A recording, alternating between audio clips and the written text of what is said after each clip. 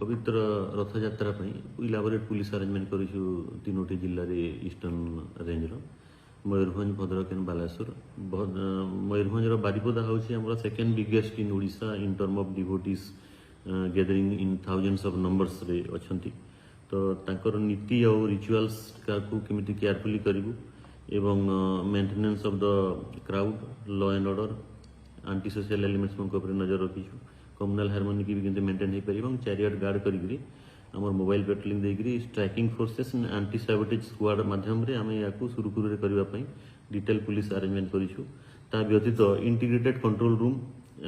रथ पड़िया मौसीमा टेम्पल आम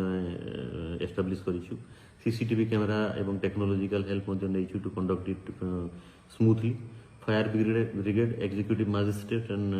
drinking water facilities devotees मान अरेंज कराई या व्यतीत Mayurbhanj 26 platoon forces Bhadrak 7 platoon forces Baleshwar 7 platoon forces आम डिप्लॉयमेंट होती आम अरेंजमेंट करूँ रथयात्रा बालेश्वर टाउन को छाड़ी नीलगिरी तापर